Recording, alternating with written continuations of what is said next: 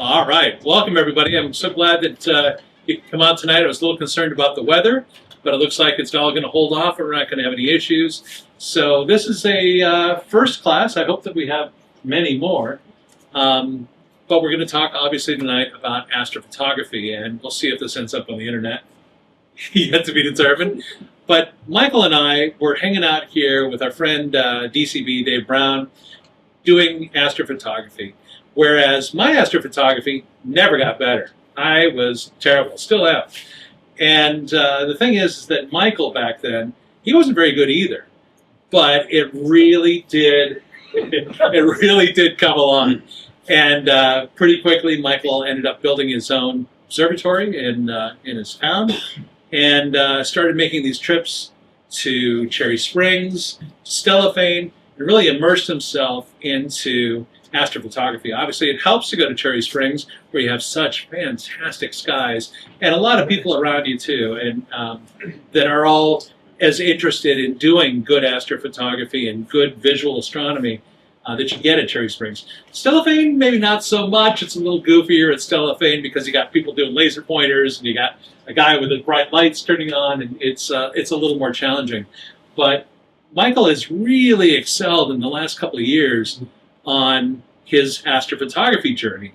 And it's really a pleasure that I get to introduce him tonight because, man, from where he started, from where I started those years ago, and where he's at now, he's really got some great stuff to share with everybody. So please welcome my friend Michael Southam.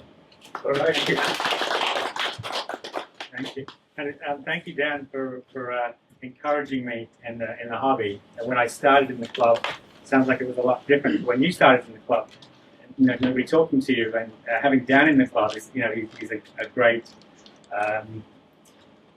person to have in the club to get you, talk to you and encourage you, and it really helped me. Him and Bob Meadows as well. Bob has been the same for the last, at least the years that about 15 years I've been in the club, encouraging a public night. So I'm glad I can be here. So this is my website, enchantementastro.com. I post all of my good images there. I put most of my images on Astrophotography, but all the good ones I put on enchantementastro.com. My email address if you want to get in touch with me. So what I'm going to be talking about tonight is what the imaging workflow that I've refined since I was used to come here with this. And I've broken it up into four different areas. So the first area is selecting a subject, and how you should select a subject for your imaging system, your camera, your telescope, how you should frame it. And for that I use Stellarium, which is a free program I'm sure a lot of you have heard of.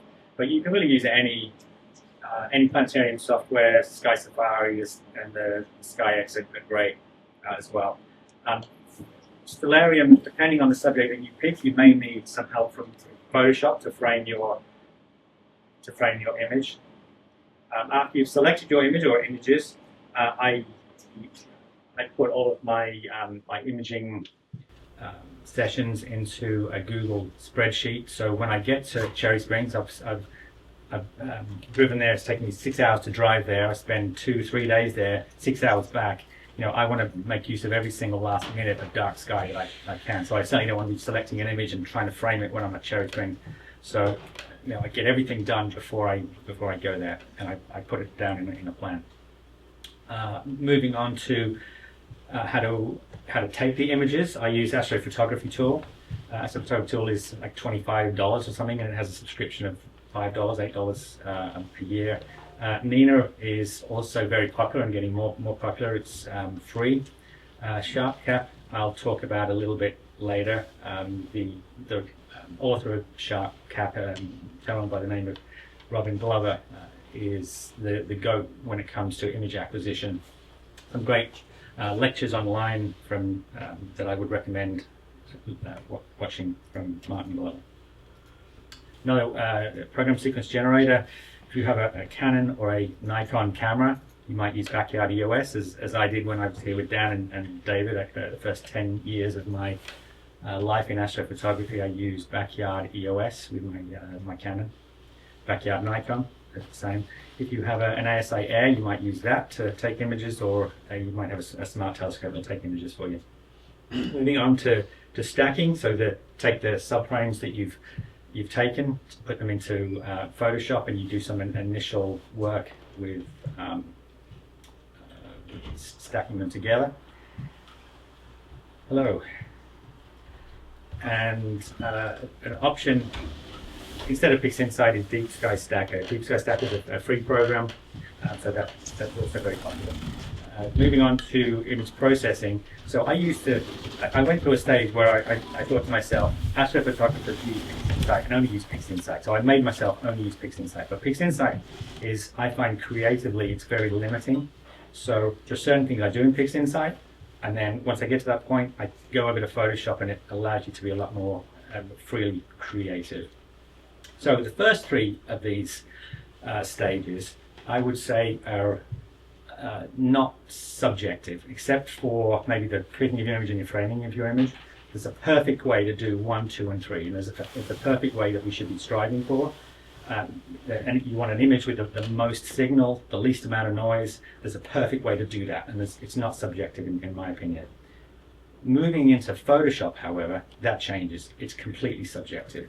How you stretch an image, how you color an image, it's like there's a perfect house that you can build, but everybody in this room is going to have a different opinion of how to, what color you want your walls, what bathroom fixtures, what color curtains, and everybody's right because it's your house, and it's the same for your images. The only person who needs to like your image is yourself. So don't listen to the guy on the forums, on the internet forums, who's bashing your images, who never picked up a camera in his life, never taken a photo in his life, and don't try and pander to the judges on Astrobeam, because the only person who needs to like your image is yourself.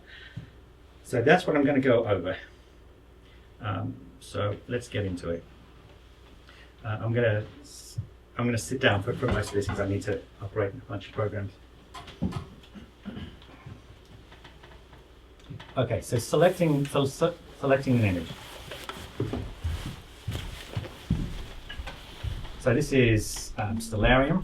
One great thing about Stellarium is that you can put in the size of your the focal length of your camera and the size of your chip, and you get a square like this that shows you the size of the sky that you're going to be able to image. Because this is I've got it on German equatorial setting, it rotates as just like a German equatorial map would rotate. I'll show you how to align that shortly.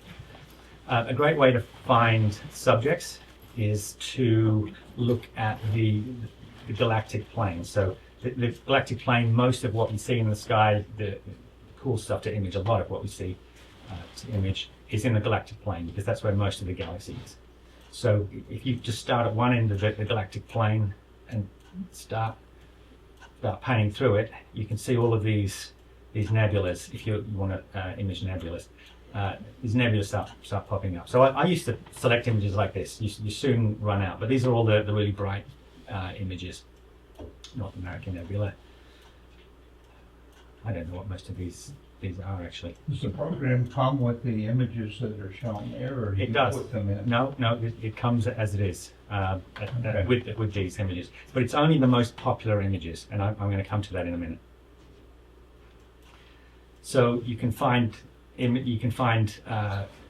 nebula that are going to fit into your image frame, and some of them that are not going to fit into your image frame. Heart and Soul. So Soul Nebula is a great nebula. You can see from my image setup, although I need to rotate it, which I'll come to in a minute, how to do that.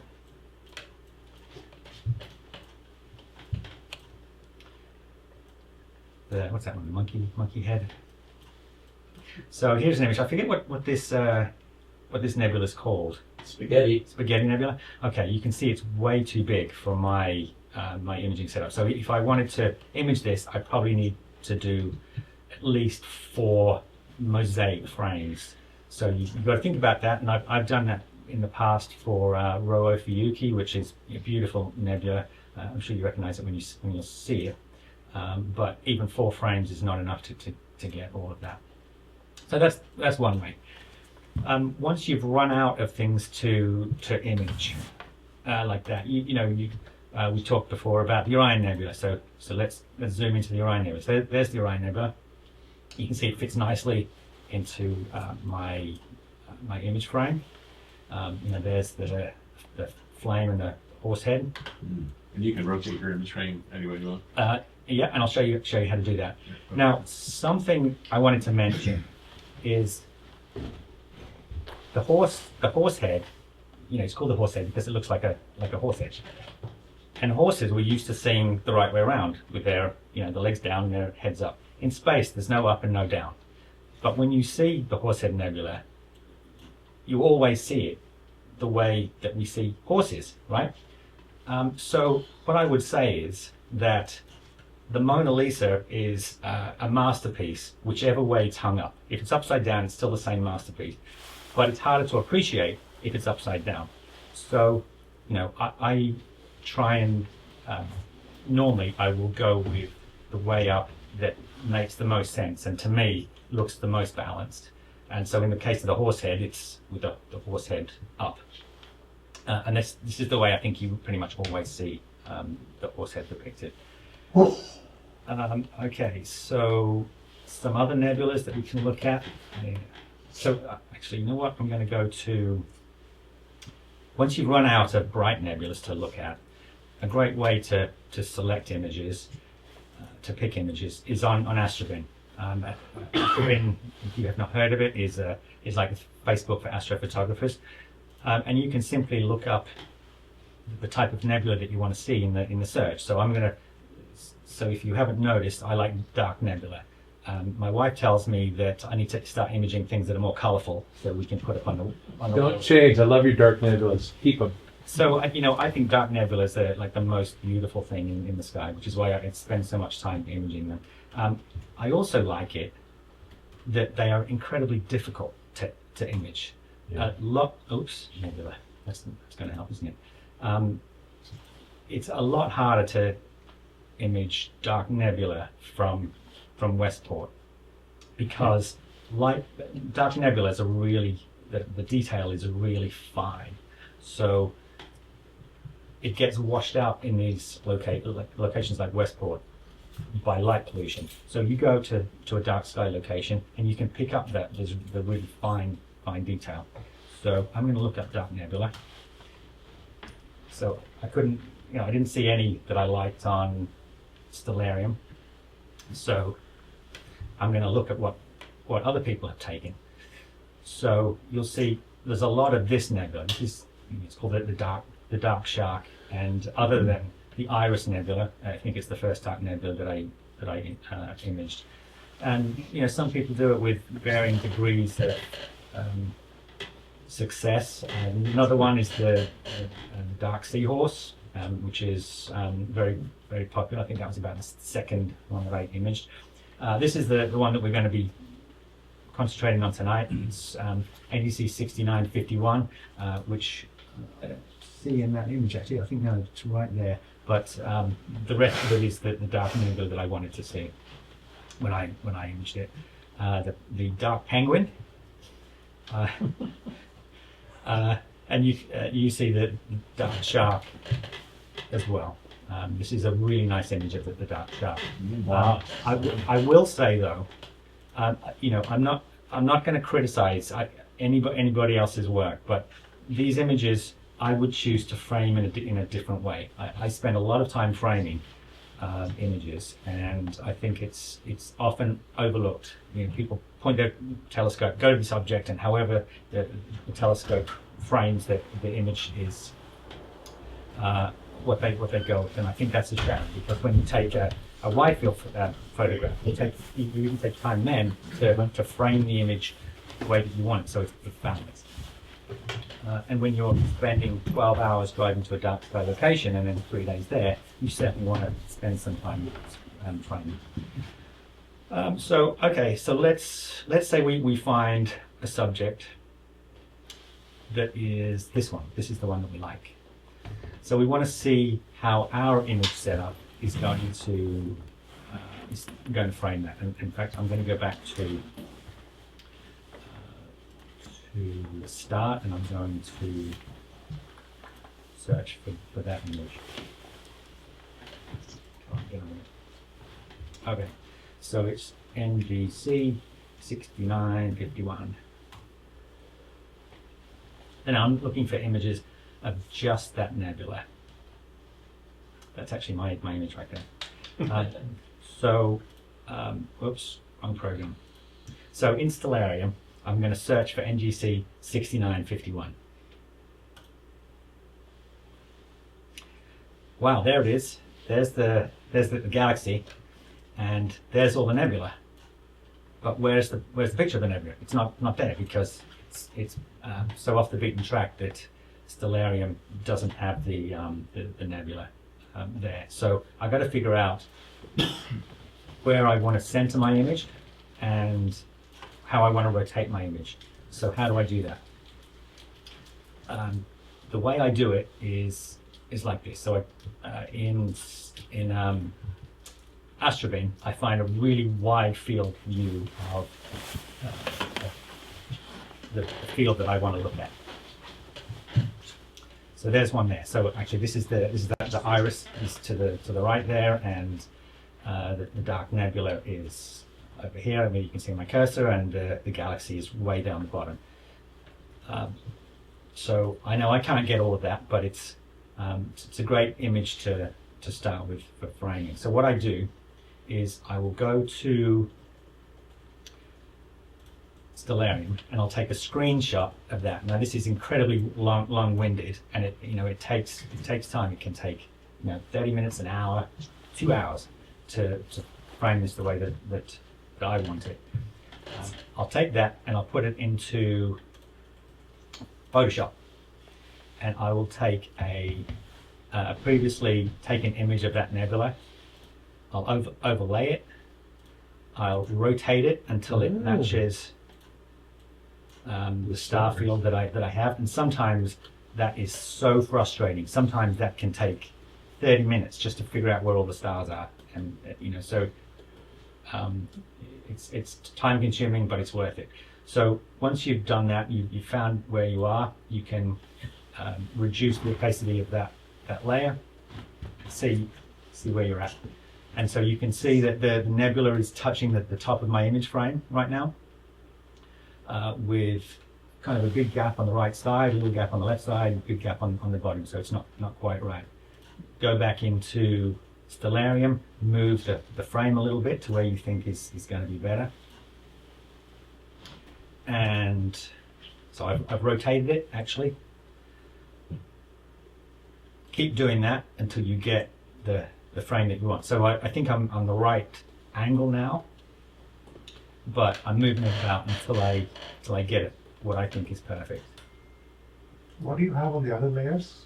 So all I'm doing is I'm just showing you as I've done this one at a time. So I've just pre-done. Normally I wouldn't have more than one layer, but I'm just for the sake of this tutorial, I'm just showing all of the iterations of me rotating it. So finally I've got to a point where I think it's the same, it's the rotation that I want. It looks nice and even,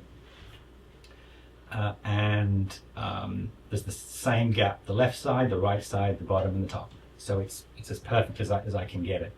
So now what I have now is I have the start point for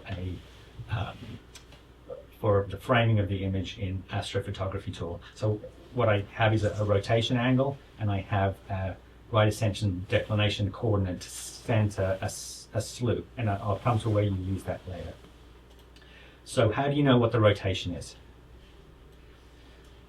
So when your telescope is sitting in that position there, so you've gone to your site, you're pointing north, and your camera is orientated like that with the letters horizontally. The chip is also horizontal, so again, when it's like that, the chip is sitting landscape like that. So that's the start point that you have in Stellarium. So if you go to the North Star, which is where that telescope is pointing, at 90-degree rotation, or I guess it would be 90-degree, 270-degree, that's the orientation of your of how at 0, let's say. So if I now slew to NGC 6951, what I've ended up with is a center point and a rotation angle that's, I think it was like 10 degrees, or was it 10? That's pretty clever. 10 degrees minus, I think it was. 70, 10 degrees minus. No, it wasn't. That's the other way. It was like that, I think. That's how it was. So I've got a center point and I've got a rotation angle. So I know when I'm at Cherry Springs, and I've set my telescope up like that, I've actually drawn with a Sharpie 10-degree increments around the back of the telescope. So I line up the 0 line with the top of the telescope, and then I can, just by eye, rotate it to the one Sharpie mark, which is 10 degrees in either direction. So I've noted down whether it's a minus 10 or a positive 10. So that's as close as you can get it, as close as I can get it. There's probably more accurate ways. If you have a rotator, you could do by degrees. I don't have a rotator, so I just do it by hand. Right.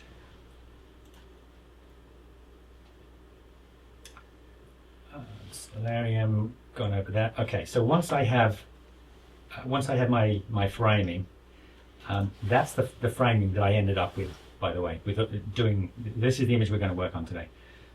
That's the framing that I ended up with after doing all of those, it's the centering and the rotating. So it looks pretty good, right? We've got the same gap left and right, pretty much the same gap top and the bottom. Wrong. All I see when I see this image is that square. From that point down to there, and that point down to there, and I look at it and I think I didn't do that right, and it irritates me that I didn't do it perfectly after all of that effort. But I can only do what I can do. In a perfect world, that's the only image that I've ever taken in the last couple of years that I'm 100% satisfied with all of the pre-work that I did to center the image. There's this light nebula is almost right at the top of the image. Everything looks balanced. The light image to the bottom left. You've got this, I call it the Silver Surfer down here to the bottom right, nice tucked into that corner. It's easier when you don't have a square that you're trying to match up with a square. There's no flat lines in it. But you can only do what you can do. So once you have your image, when I go to a dark sky site, I will never change the rotation of the camera. So I'll pick the rotation angle based on my main subject, which in this case was NGC 6951. The other subjects that I pick will be subjects that I can image at any rotations, smaller things.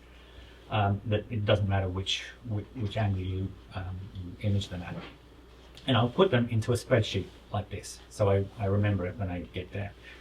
So all the information that I have at the top is when I'm going to be there in August. I know that the new moon is going to be on the 23rd. See the mistake here, I've got the twilight's the wrong way around. Mike, can you plug that into full display mode? Yeah, absolutely. Please remind me to do that, by the way, if I forget to do that. And also, at the end of each section, I showed you the 4 sections I'm going to talk about. I'm going to stop for questions. So other than the very end, the fourth section, at that point, please feel free to blurt out questions as we go. But I will, I'll stop for questions after every section, the first 3 sections. So okay, so this is the image, simple spreadsheet. I'm going to be there August or September. New moon's on August the 23rd. Astronomical twilight, it's actually the end, was 8:47, and the start in the morning of astronomical twilight is 5:22. The information here, when I'm imaging for 7 hours, I've got nothing else to do, so I take my DSLR camera and I'm trying to take pictures of the Milky Way or star trail images.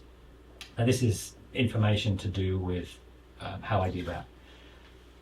The four deep sky objects that I'm selecting to image from the left to the right, and the name of the image, name of the nebula, whether I drafted a imaging plan in Astrophotography Tool, I'll show you that in a minute.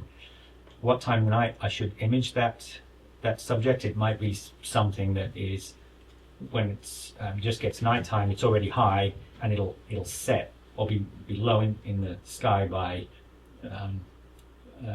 early in the nighttime, 10 o'clock, 11 o'clock. So I want to image it early, or reverse that. It could rise really late in the night, so I put late there. So it's nice to pick objects that you can image throughout the night, just in case you have clouds or night or something like that. The time that I want to start imaging, the time that I want to end imaging, whether it's the first night I'm there, second night, third night, fourth night, the designation of the image, what it's called, if I need a filter. I've tried to stop using filters at dark sky sites. It seems a waste. Where in the sky it's located, north, south, east, west. If I've got clouds over here, I know I can't image in the east or the west. What time it crosses the meridian. This is a really important number to put in there, because what it means is that if it's something that crosses the meridian at 9 o'clock, 10 o'clock at night time, it means I can wait for that to occur, make sure the mount flips itself and does a good job of it, and then I can go to bed if I want to go to bed. But if it flips the meridian at 1 o'clock in the morning, 2 o'clock in the morning, it means that either I've got to stay up to that time, or I've got to get up at that time to make sure that it hasn't screwed up the mount flip.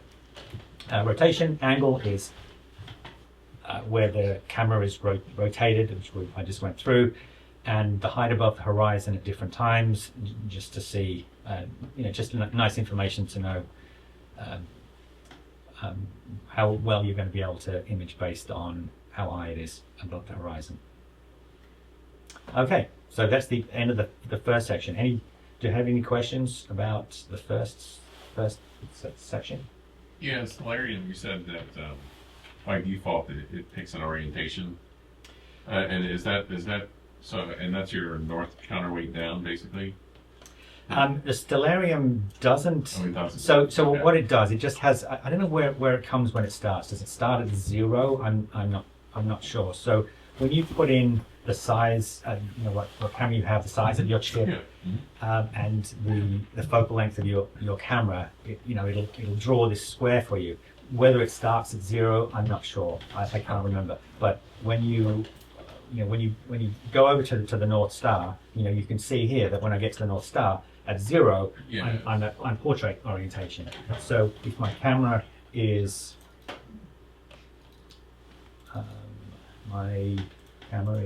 where are we here? Wrong one, that one. Okay, when my camera's looking like that, in that pointing at the North Star, That would be landscape. it's landscape. Right. It's So like it's that. 90 degrees off. So yeah, that's something you have to figure out, and it changes. Yeah. Does Stellarium call that 0 degrees, or you know? Well, Stellarium for me is saying that that's 0 degrees. It's portrait. 0. Yeah. Yeah. So if I change that to You want to do actually other way around. match up, but yeah. If I change it to -90, well, I'm not sure where Polaris is in its circle here, but Sure. it really doesn't matter whether it's upside down, landscape one way or the other. Sure. Okay, thanks. Sure. I like the way you mark the angles on your mount to make it easy to figure out the orientation. Definitely. That's really clever. One of the things, you have lists with alternatives. One of the alternatives for this would be Telescopius online, which is great Right. orientation. Because it has really bright images of everything, including that nebula, although you have to use the LDN number. And then there's just a slider that you can rotate it right in there. That's great. It works very well. And Telescopius Has that- emails you every month. Telescopius.com. Here's all the great stuff you can get during a new moon. So I get that every month, and it's really a great suggestion list. It'll Good cut- starter list. It'll cut a lot of what you just did Out. Yeah. Really? completely. Nina has the same thing. It's got a nice framing system. And just, you just pick your object, you can just rotate. Rotate it. It gives you, once you put in your camera specs, it gives you your frame and.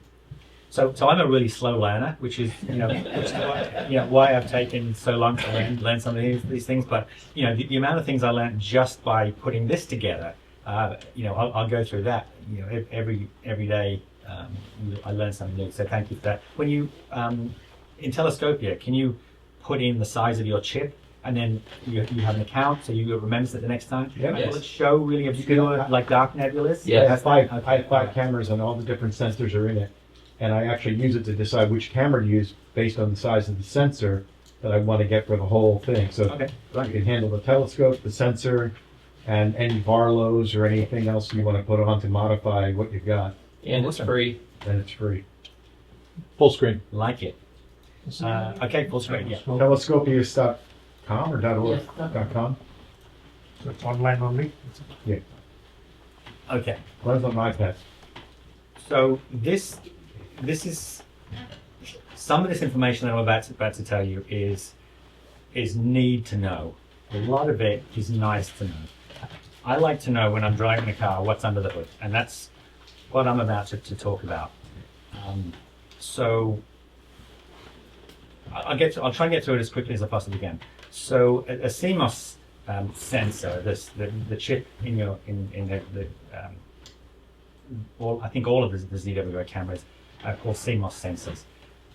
I forget what the C is. Metal oxide semiconductor is what it stands for. Complementary, that's it, yeah.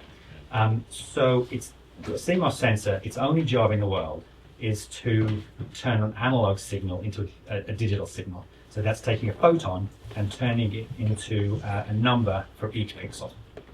The way that it works, and it's often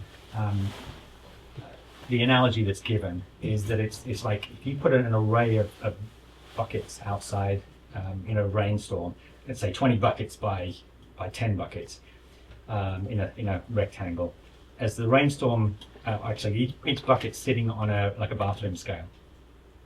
As a rainstorm comes through, some buckets will get some amount of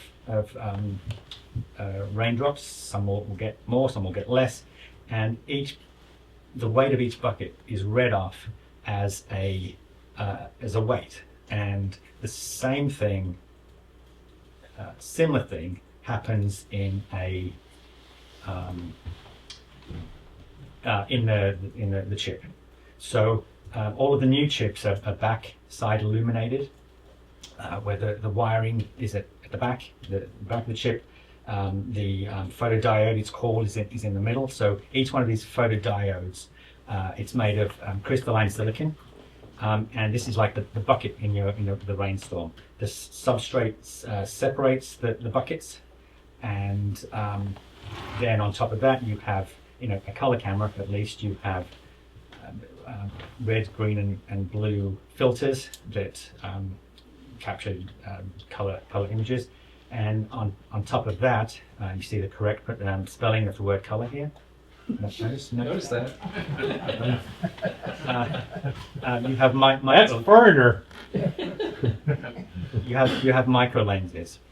Now micro lenses, this is something that was I don't think CCD chips had them, and they were a somewhat recent addition to CMOS chips as well. But what it means is that instead of a photon landing on the substrate and not being counted in the number, it focuses all the photons into at least one of the photodiodes. So how the photodiodes work is a photon comes in and it hits the silicon, and it knocks an electron from the valence band to the conduction band, and the electron hole creates conducts current, and the current is, as the electrons are knocked loose, that current builds up, and it's read by the wiring at the back of the chip. The advantage of a CMOS chip over CCD chip is CCD chips, the wiring, the readout read groups of pixels instead of just one pixel at a time. So it was slow to read out. So you're never going to get a high resolution video camera that has a CCD chip in it. CMOS cameras, every single pixel, sorry, has a readout. So the signal can be taken from that pixel all one at a time. So you have much better turnover of images. You pull the images out of the camera, the chip quicker. Okay, so this is, if you have a ZWO camera, and I apologize, I'm focusing on ZWO because I have ZWO camera. This is kind of crucial information that you need as an astrophotographer. My camera is the 2600 MC, the M is the monochrome. This is the technical specs for the monochrome. The only difference is the quantum efficiency, the QE. For the monochrome is higher. On the color camera, it's 80% quantum efficiency. That means that 91% of the photons are going to activate an electron in the photodiode. But in the color camera, it's 80% efficient. So the sensor in this camera is the Sony IMX571. It's used in a lot of scientific equipment actually, and it works really well in low light, which hence why it works well in for an astrophotography camera. It's an APS-C chip, which means that it's sub full frame, 23 millimeters by 15 millimeters. Resolution is 6248 by 4176. Now, stop and think about that for a second. Over an inch that far, there's 6,200 of those photodiodes of the wells, like they're called, like the buckets. With each one has a lens on top of it. 6,200 that wide, and each one is read individually. Now, that's imagine telling Henry Draper, who took the first image of the Orion Nebula, that you've got this thing that has that technology. We as Carl used to image with film, and you can't compare it to we've got it so easy these days. ADC, analog to digital conversion of 16-bit, 14.3 frames a second readout, 80% quantum efficiency, full well depths. So that's an important number. Sorry, 73,000. The depth. The depth is like the depth of the bucket in the rainstorm. If you get 73,000 digital units, once you overwhelm that 73,000, your pixel can't record any more information, or at least you can't read out any more information from it. So you don't want to overwhelm that well. It's still reading line by line? It reads pixel by pixel. But 6,600? Yeah, but just line by line, right? I don't think so. No, that's how a CCD did it, line by line. And I think of it like passengers deboarding a plane. So when you deboard a plane, you have two aisles and everybody has to get out one door, and that's how a CCD is reading the data. So everybody has to go out door. So it takes ages. A CMOS chip, every single passenger has their own door and can get off the plane all at once. And so that's to me that's how I imagine why it's so much quicker. So full well, like a big number, that's like dynamic range. You get more dynamic range. That's the idea. I'll talk about that dynamic range in a second. Okay. USB, speed, noise, and pixel size. Pixel size is also a useful piece of information to have when you download things like Allscope Plate Solver. I think it asks you what your pixel size is. So really, pixel size, the size of your chip, and the resolution are things that you need to know. Okay, bear with me, almost done. Okay, so this is where the rubber hits the road here. So this is the well depth. The first graph is well depth, full well, and the gain in analog to digital units. So at gain is like ISO in a digital camera. I say like, it's not 100% like, but as you increase the gain, you increase the sensitivity to light. But it's very different in one way, which I'll show you in a second. So at zero gain, so without any gain, the well depth is 73,100, and the gain down here at zero gain, the left side is the amount of photons that it takes to increase the digital number by 1 point. So here it takes 0.8 of a photon to increase by 1 point at zero gain. So it's no such thing as 0.8 of a photon. So it's probably going to increase it by 1. By the way, if it is 1, some cameras do 1. So let's say this point was up here. 1 analog unit, 1 photon increases by 1 point digitally. That's called unity gain. So 1 for 1. But this camera doesn't produce unity gain. The best it can produce is 0.8 to 1. So coming down to, I'm going to focus on gain of 100. So at gain 100, it takes 0.25 of a photon to increase that digital number by 1. No such thing as 0.25 of a photon. So every time a photon activates an electron, I'm reducing my well capacity, or I'm taking up 4 points of my well capacity. So if I come up here, you see this is a logarithmic scale here. I'm down to below 20,000 well capacity now from 73.1. But at 100, my dynamic range, for some reason that's unknown to me, increases 1 point. Now, dynamic range, every time dynamic range goes up 1 point, your ability to capture, dynamic range is capturing the lightest pixels to the darkest pixels, right? Every time you increase the dynamic range by 1 point, you double the amount of colors shades that you can capture. On the same token, goes down 1 point, you halve the amount of shades that you can capture. But something increases here at 100. So let's think about that for a second. Something really interesting happens with the read noise. Read noise is RMS. I forget what RMS stands for. But Root mean square? Root mean square. You got it. Yep. Thank you, Steve. Look at something that's interesting that's happening with read noise as you increase gain. Now, anybody who has a DSLR camera know that you increase ISO, your noise goes up. You take a 1 second exposure at nighttime with 1600, 3200 ISO, you got noise. But look what's happening as your gain goes up on a CMOS camera. Your read noise is going down. So it's opposite to DSLR camera. But something interesting happens at 100 gain.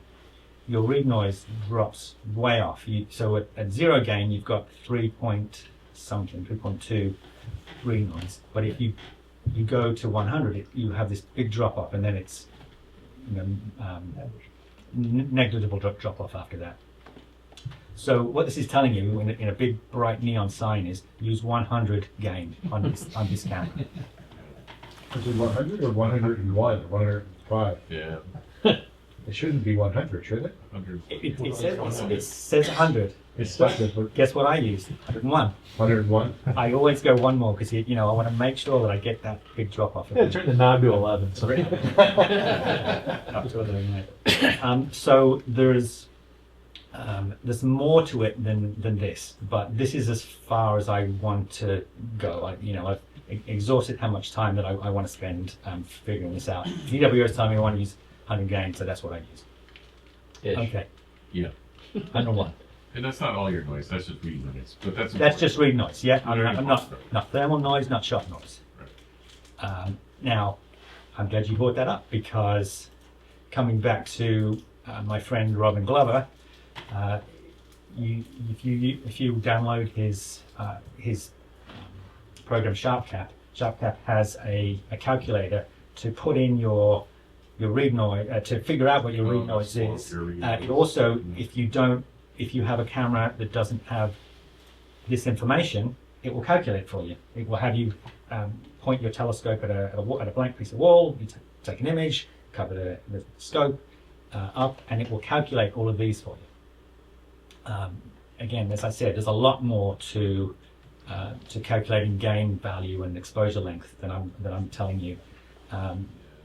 Maybe it's, you know, come back in another 10 years, maybe I'll have learned that. I can tell you about it. Okay, so sorry that was technical, but I find, you know, 10% of the information is need to know, and I'm really interested in a lot of it, or all of it, and I think it's interesting information to know. So on to the next part, which is imaging scripts. It'll help us that the information I just told you in this next part. So capturing your image.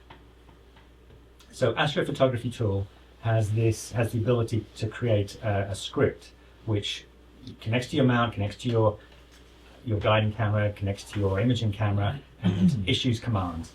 So here's the script that the script that I wrote for NGC 6951. So the first line is taking the coordinates that I figured out in Stellarium, these numbers down here. You know what? I'm going to make it big again. Please keep reminding me to make it full screen. I put the coordinates into a command called goto++, and what that is a plate solving goto. So my mount, I have this mount right here, which is an entry level mount. I've just never upgraded it. It's not very accurate at all, but there's ways to make it more accurate, which I'll go over in a second. So my mount is not accurate enough to follow an image for very long. I need to have the best guiding that I can. Mount needs to be set up as well as it can, and it certainly is not going to do a very good job of going exactly to a specific object. So goto++ is I put in those coordinates, it'll slew to that, what it thinks is that location, take as you can see there, a 10-second image, and it'll plate solve that image. So it compares that image that it's just taken to a known image of the sky. So it'll figure out what right ascension and declination it's actually at, and then with coordinates that are set by you, I might say I want to get within 50 pixels of where I want to get, of where I'm telling you to go, or 10 pixels, or 100 pixels, you know, however you set it, and it'll keep moving the scope until it's within that parameter. So 10 pixels, 50 pixels, 100 pixels, whatever you want.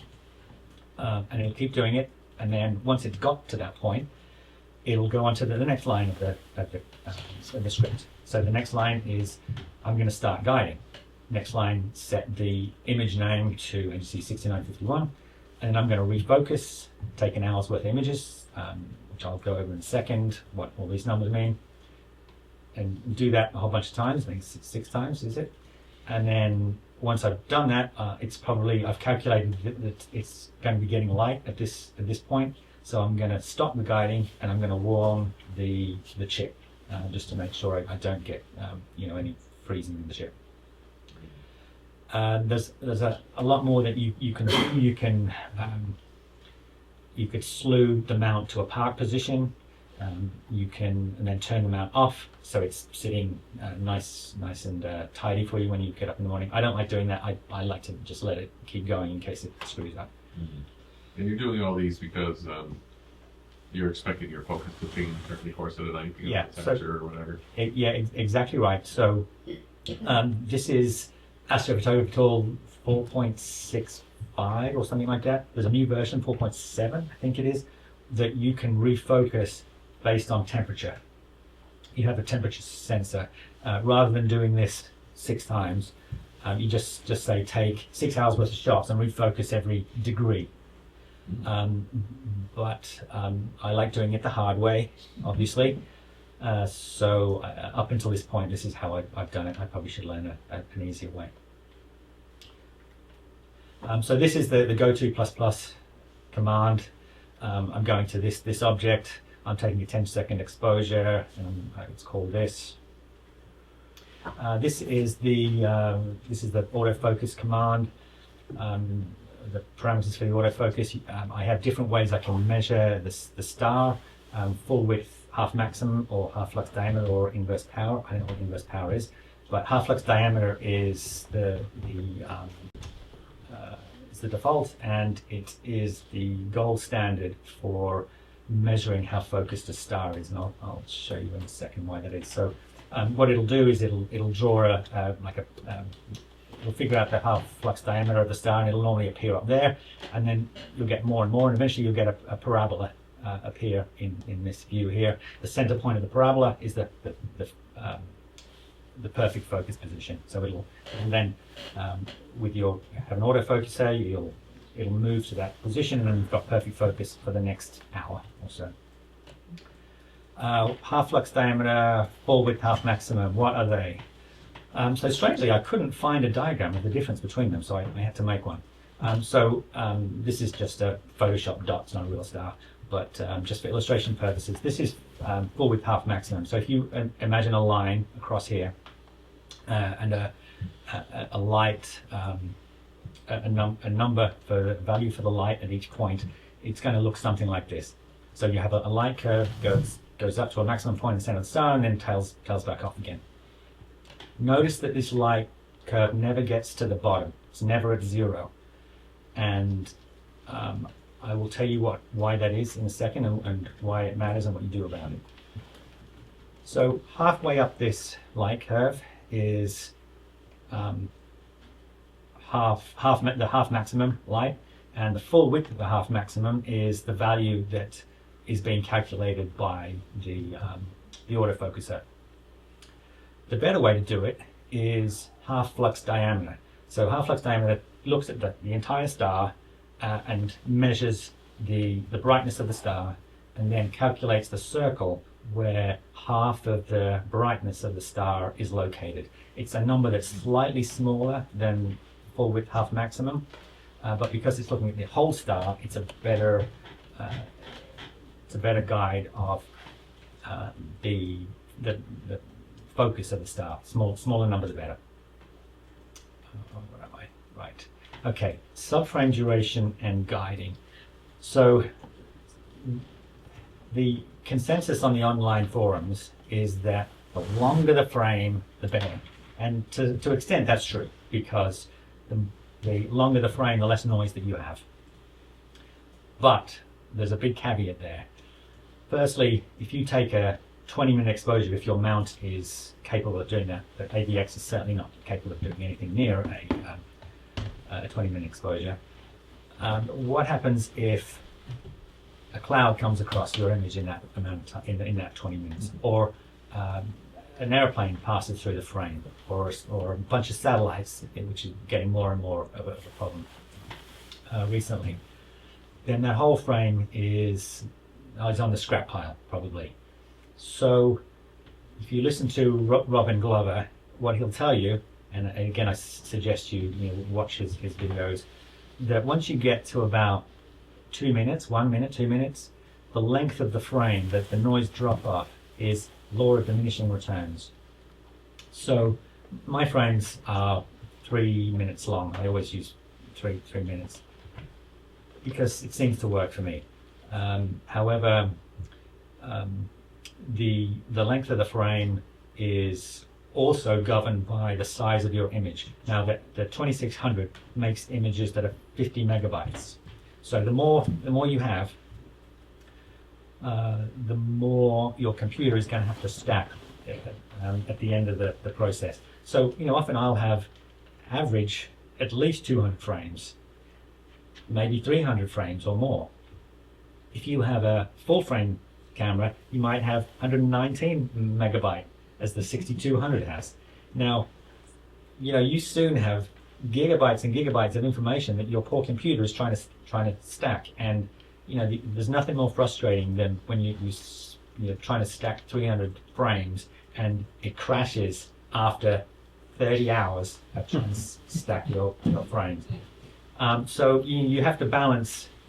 You do want longer frames for low noise, and to reduce the size of your stacking, but you have to balance it with how good your guiding is and whether you know how many frames you want to lose because of an aeroplane. So this is where I am. So this is these numbers over here are the numbers for taking the exposure. So it's 180 seconds. One by one binning. Binning is the one by one is just each pixel taken by itself. 2 by 2 is grouping of 2 pixels by 2 pixels. The advantage of that is that you increase your signal, but you decreased your resolution. So I've never used that actually. Gain, there's the 101 gain, just to make sure I'm above the 100. Okay, remember how I told you that, or I showed you in that full width half maximum slide, that the light level never gets down to 0 because of amp-glow or light pollution.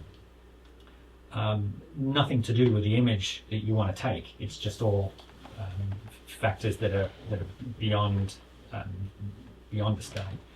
So the offset recalibrates the bottom position of the light curve 50 points up. So what it does, it just hopefully eradicates all of the noise that's generated at the bottom of the light curve. Between stars it should be black. If there's no nebula there, it should be black. But because of light pollution, it's not. So you just say anything below 50, below a pixel score of 50, you're not going to count. So that's what that is. Pause between images if you want, and how many images you're going to take. So 20, 180 second exposures, 3 minutes. So I'm taking an hour shot, then I'm refocusing. Doing that over and over again. So guiding.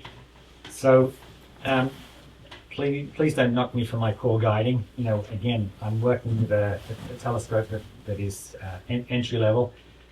You can see, so this is what a guiding graph looks like, for those who haven't seen one. These are corrections being made to the mount. So the camera is looking at this particular star here with all of these little, these green calibration stars, I think there's 8.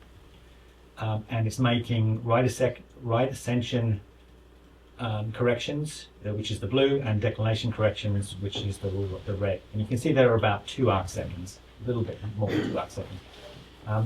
I used to get 4 arc seconds, so I've managed to halve it by different reasons, for different reasons. One thing that you can do, the gears that run your mount, sitting all like that, and if you have perfect balance of your telescope, as your telescope goes around its circle, this kind of thing happens, right? So what thing that Stellarium will tell you to do with this mount is that you slightly weight it to the west. So what happens then is that the gears are always sitting on one side, not the other side. So it's the gear's always pushing up like that, and it's you're never having to fight this. So that's one way to reduce it. This is a good night for me. If there's any kind of wind, I can get spikes of 4 to 6 arc seconds, and that happens. It doesn't do great things for the frames. So if you have a good quality mount, I suggest when you come into the hobby, if you think you're going to be in the hobby for a while, get a better mount than the AVX. Well, I shouldn't say that. I've loved my AVX for 15 years. Number of subframes. So when I used to come here with Dan and David Brown, I would take maybe 30 minutes, an hour, and I used to think, wow, I've taken an hour's worth of image on the Orion Nebula. Now I wouldn't get out of bed for less than 6 hours, probably. Although I'm not taking bright things like the Orion Nebula anymore. I'm taking dark objects.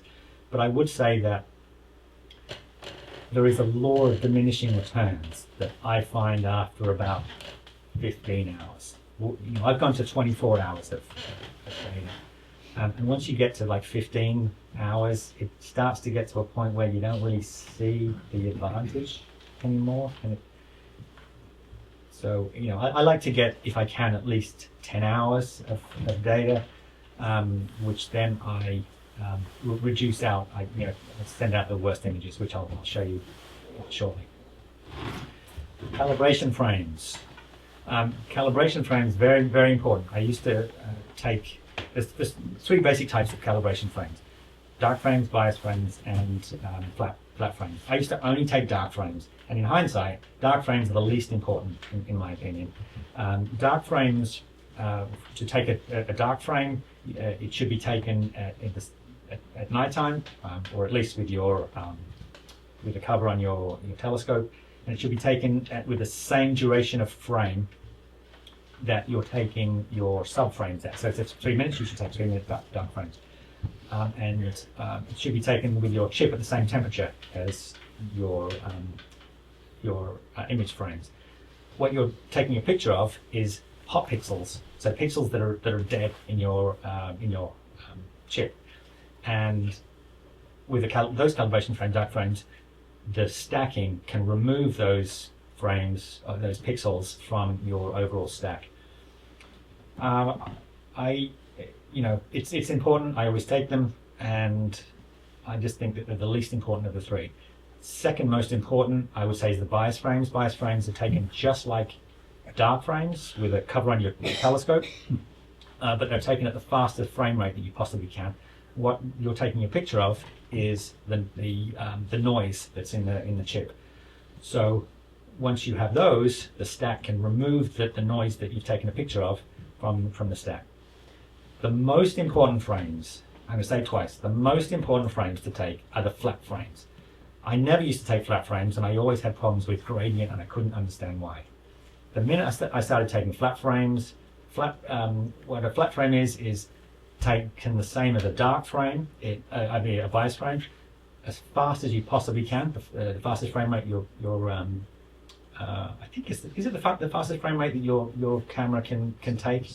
No, it's close to that. Same shutter speed as the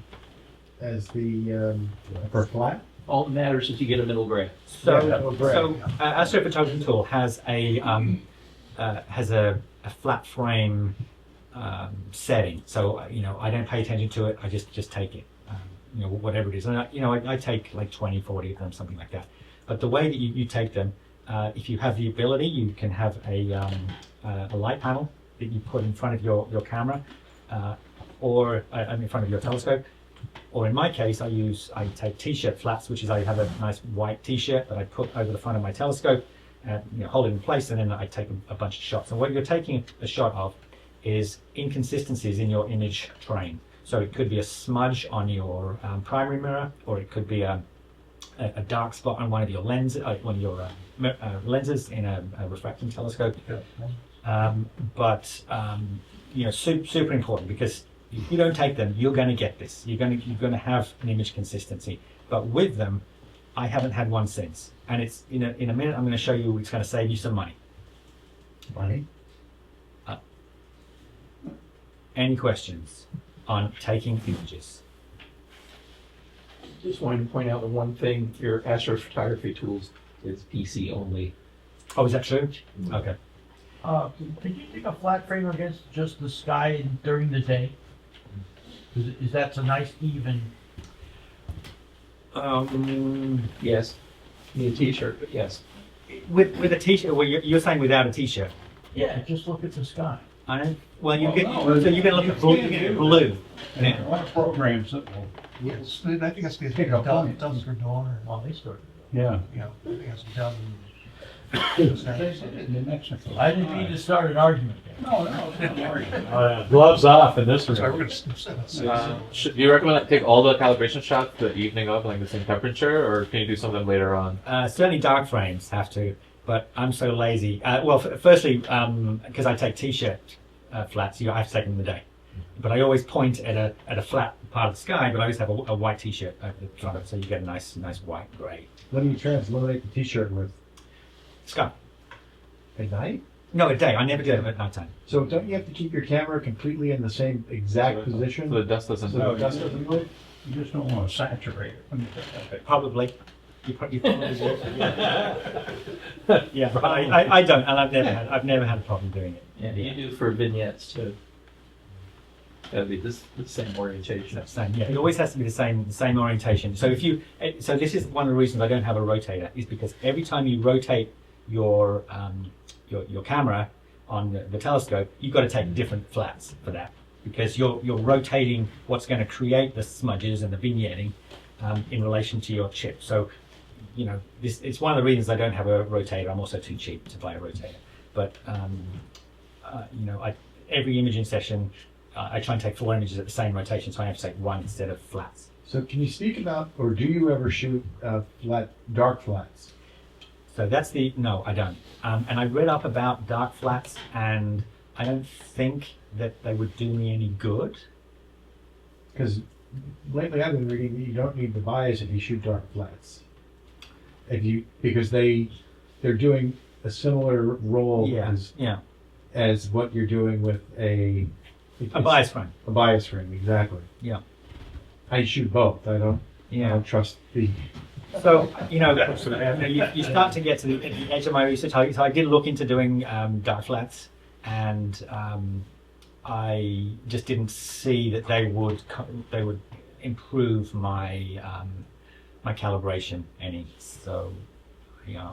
When you say dark flats, you mean like taking a flat image At the same shutter speed as you shoot the regular flat, right? Okay. But with the cap on, yeah. Right. To answer the question directly, the only one you have to take at the time is flats.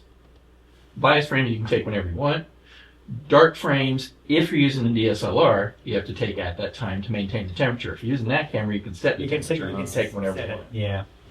And in fact, with that camera, you can create a dark library, which I've done with my ZWO. We basically set up in the house, put a cap on it, and just change the exposures.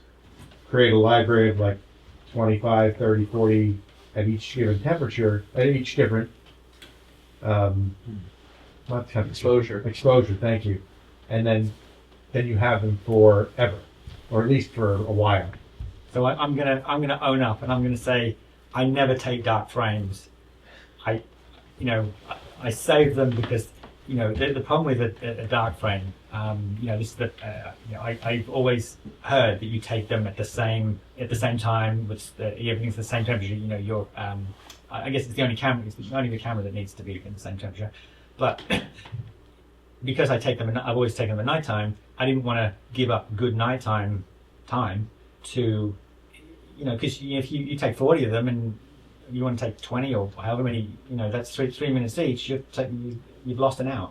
Yeah. But your camera, if you set it to 0 degrees, yeah. Just need one set. Another dark tip for anybody because I've run into this. So run into like every problem under the sun. I shoot most of the time with a DSLR, and a few sessions ago, after I processed everything, I had these weird lines running through my images, and I couldn't understand. After everything was calibrated, it all came out of WBP. And eventually I got really compulsive about it, went through everything, and found that my dark frames had a problem. The dark frames had the lines. And I couldn't for the life of me figure out why until I realized it was the darks. It was the darks, but the reason why it was the darks was because I actually shot the darks later. And even though I had a cap on the camera, there was a light leak on the camera. And the light leak was coming not from the cap, but from the eyepiece. Many of your DSLRs come with an eyepiece. The viewfinder eyepiece. Yeah, use that. That's what I've always found. Or what I did to fix it was I reshot the darks I put the camera in a black bag. Yeah. Right. And just reshot them. That's what I used to do. So every time I try to take dark frames in the daytime, I always get light load. So I figure I might as well just make things easy on myself and just do it at nighttime. But it's from nighttime 3 years ago. You should do it every time, but I never do. Michael, quick, what temperature do you cool your camera at? So speaking to the ZWO guy at Trade Springs the last time we were there, he said cool it to 0. But I haven't got the hang of it yet. So I normally cool to about 30 degrees below ambient. Right. But it's really again, Martin Glover, you watch Martin Glover's lectures, there is, you certainly don't need to, sometimes you might only need to cool to 30% efficiency. Yeah. So, that, there's a calculation to how to do that, and I don't know how to do it.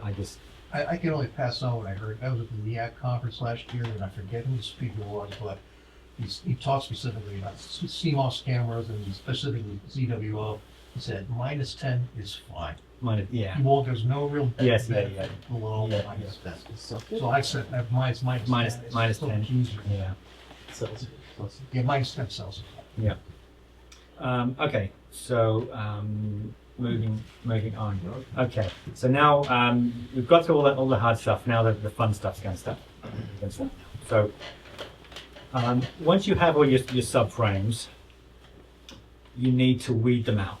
So you need to pick the good frames from the bad frames. So I'm going to jump over to PixInsight now, and this tool that I have open is three windows. 1, 2, 3. So it looks like three tools, but it's not. It's all one tool together. So a lot of people use, and I have used in the past, a program called Blink, or a tool in PixInsight called Blink. So Blink, you can load all the images and you can run through them really quickly, and you can look at them and pick which ones are the good ones. I've tried to convince Carl to use this. I haven't yet, but I'm not going to let him leave the room until I've convinced him. So now I'm going to show you how to use the tool. So once you have it up, so the reason to use this is because instead of your brain, my eyes and my senses and how tired I am at the time, trying to select 400, the best 80% of 400 images, there's just no human that can do this job better than this program, this tool can do, because this is a computer will figure it out for you. One proviso though, this tool cannot see star trails or planes or Satellites. Satellites, anything like that. So you have to do that manually. You have to do that. I'm sure it's coming that it'll be able to see that, but at the moment it can't.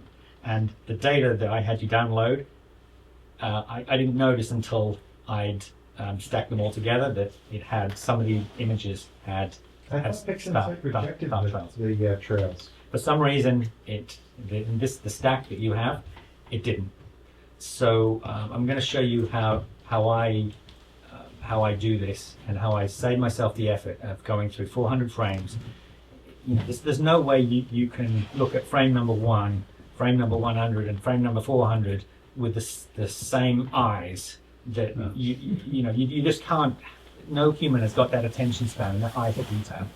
But a computer program can, and I'll show you how. So the way that you use this is first thing you add your files. So I'm gonna add about 10 files into this. I'm going to change. You need to change your arc seconds per pixel, and I just know that's 1.41 is mine. You put an output directory here, and I've forgotten to do one little thing here, so I'm going to have to bear with me for 1 second. So the expressions that I'm about to put in this, I put them on the sign up link, so you probably should have them. But if you don't have them, if you go to my website, click on gallery, store, click on first image here, takes you to a Google.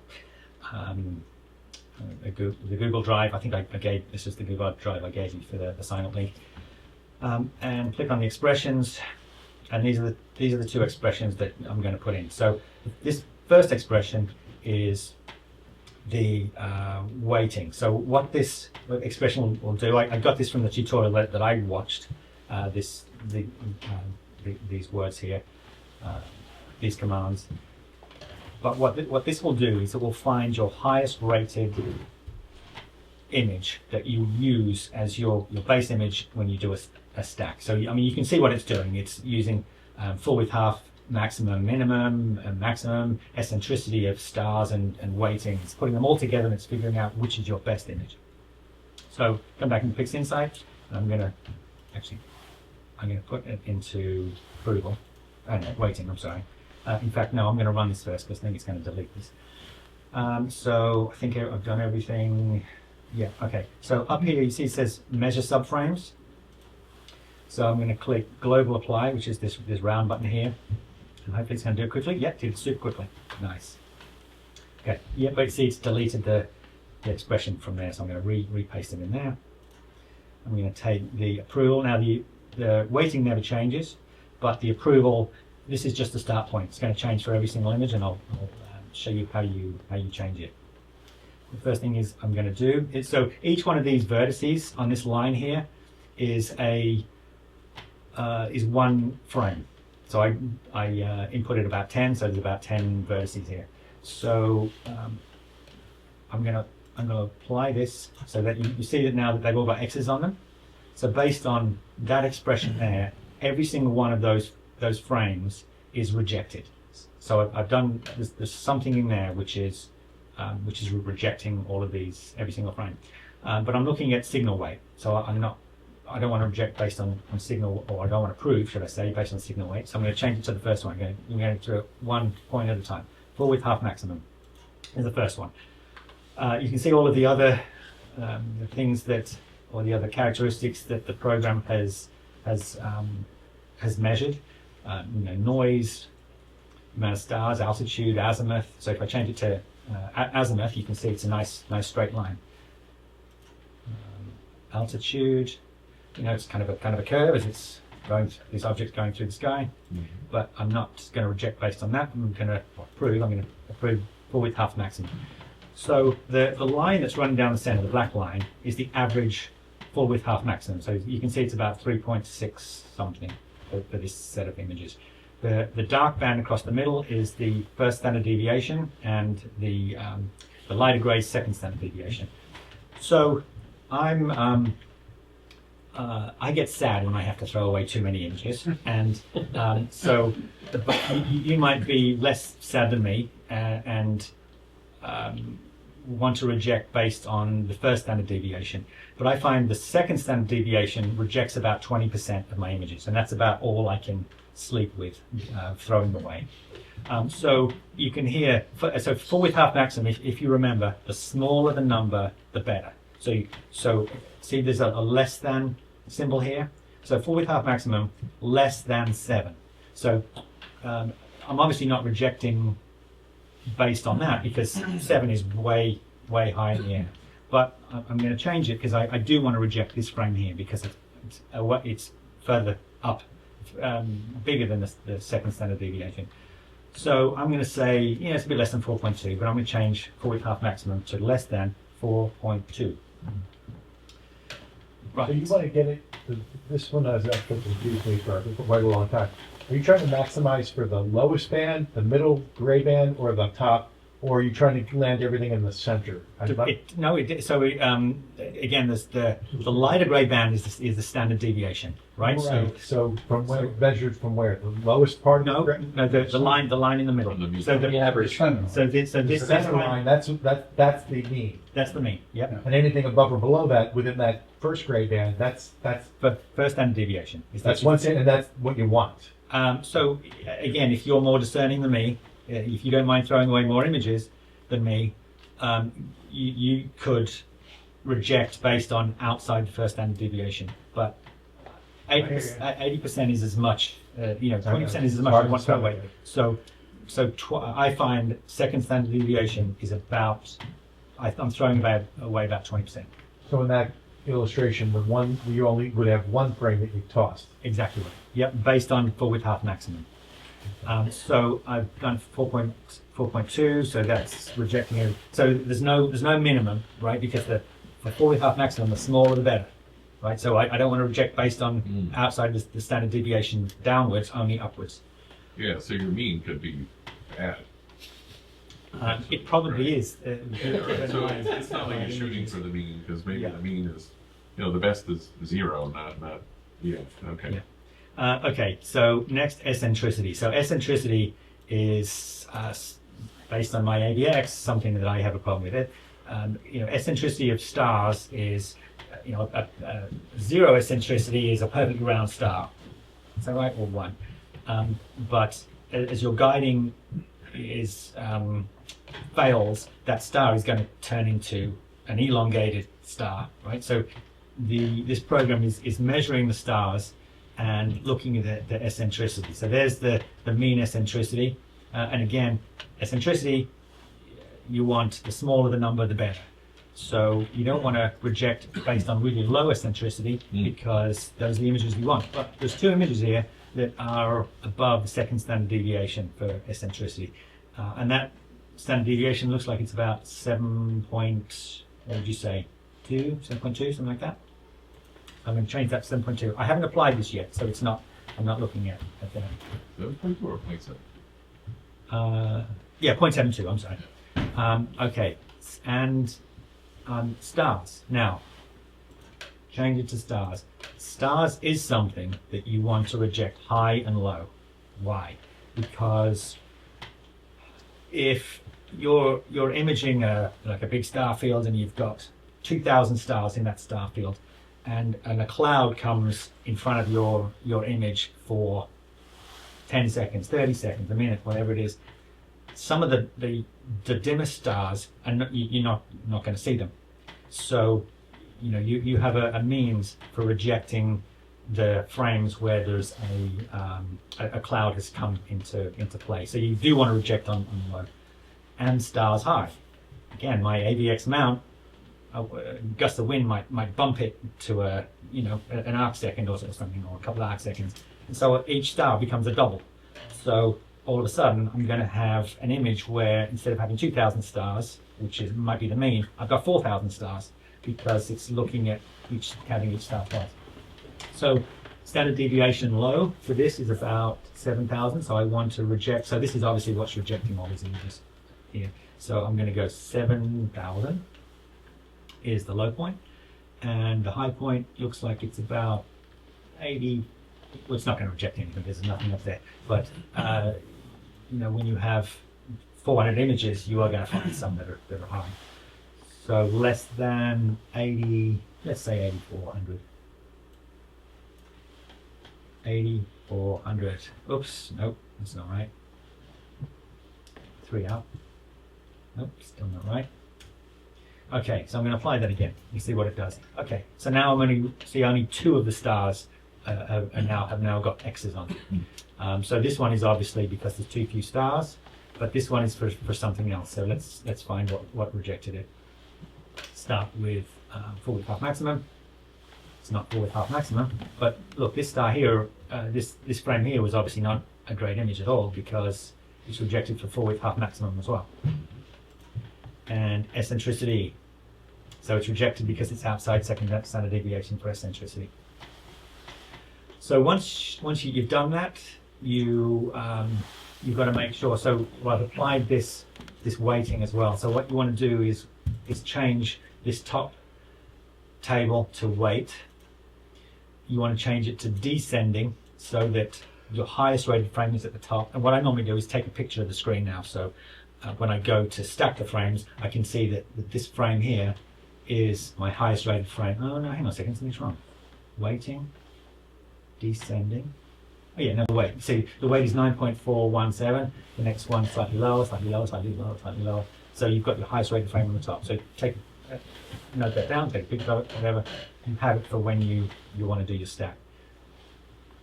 So I think stacking is where we want to go now.